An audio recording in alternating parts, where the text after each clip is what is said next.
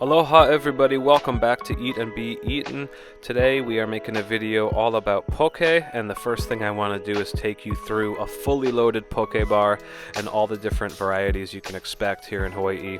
So you've got Hawaiian style, right here there's ahi shoyu as well as garlic shoyu, spicy mayo for a little extra fat, that's always a popular one. California roll poke with Japanese cucumber and avocado. Then you've also got your spicy salmon poke.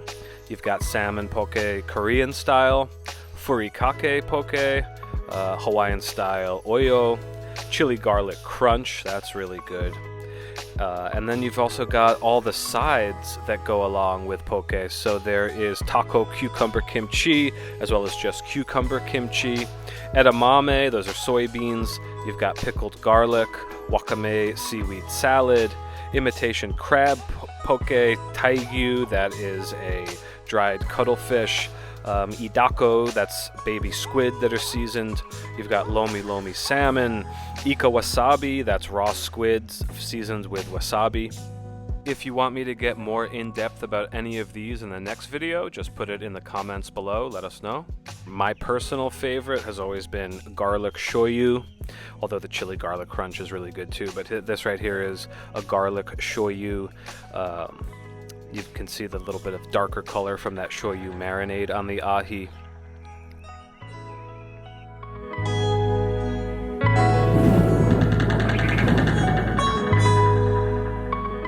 For the rest of this video, we're going to go around the island, show you what the meaning of poke is, how a poke bowl is put together, what are the different parts. We're going to get into what makes a Hawaiian style poke, the original, and the unique topping that you can only get here in Hawaii that goes onto it, as well as all the different components that go into it. So this is Eat and Be Eaten Hawaii. Hope you enjoy this video, and let's get into it.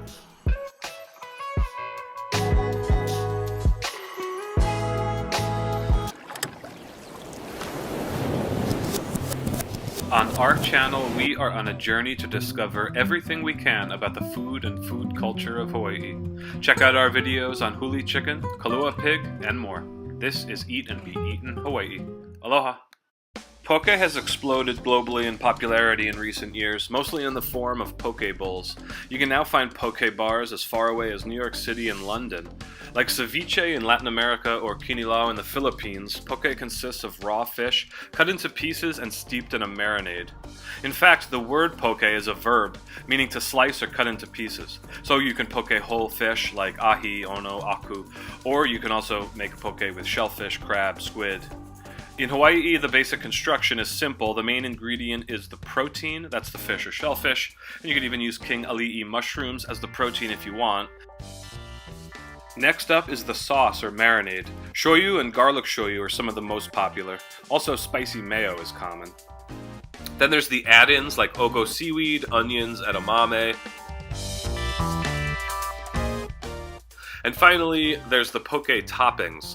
That's stuff like scallions, sesame seeds, maybe furikake, and you can also buy mixes in the store.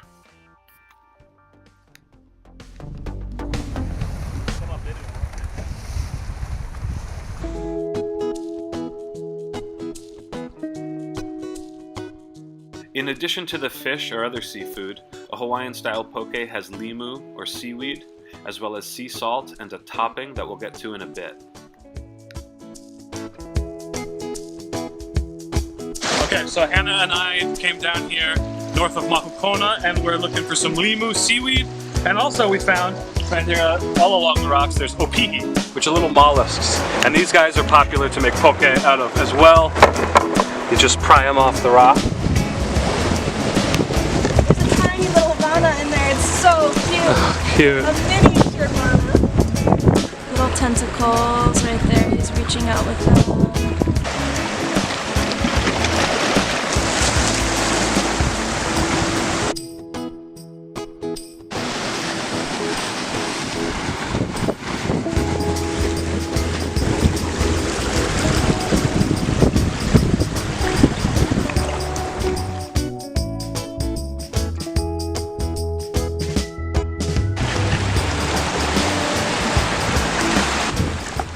Here I'm getting some limu from the rocks to add into our poke.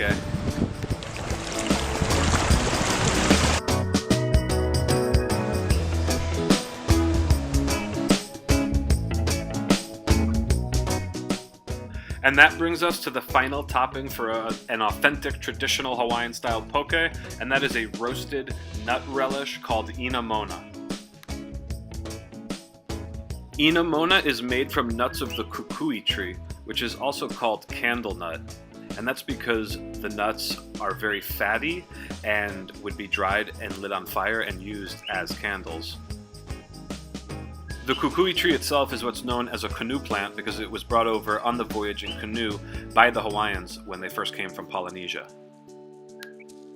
The entire process takes about 2 months, so let's go through it. First, you got to pick the nuts, wait until the husks blacken and fall off the tree, then you pick them from the ground, discarp the papery endocarp, and you're left with the shell. You're going to dry these on racks for about 2 months. But first, you want to fill a bucket of water and take the floaters out. Those are no good. Once you've gotten rid of those, you spread them on your drying racks. 4 to 8 weeks, they are going to be on there.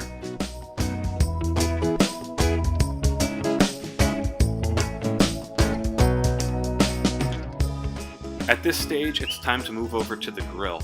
You're going to roast the nuts shell on for 90 minutes or an hour and a half at about 200 degrees Fahrenheit. Flip the nuts halfway through so they don't burn on the grill. Then with a nutcracker, crack the nuts.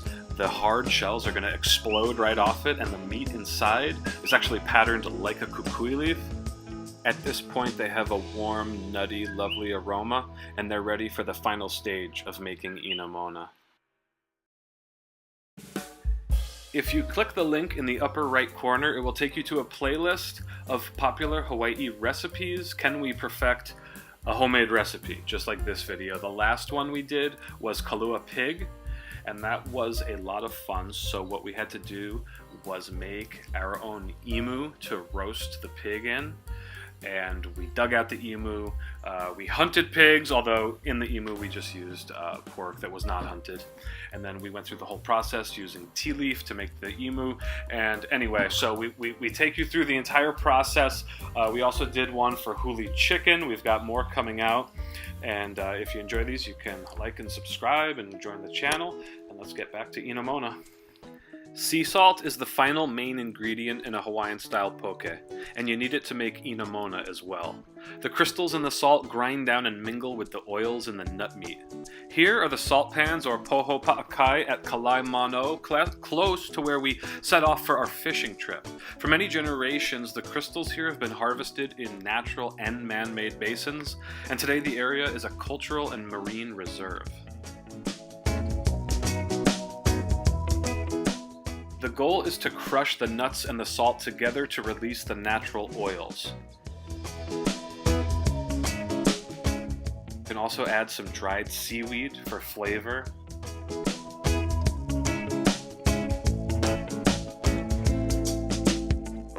And the result is a nutty relish that you can sprinkle on the top of your finished product, which is poke, which is a masterpiece.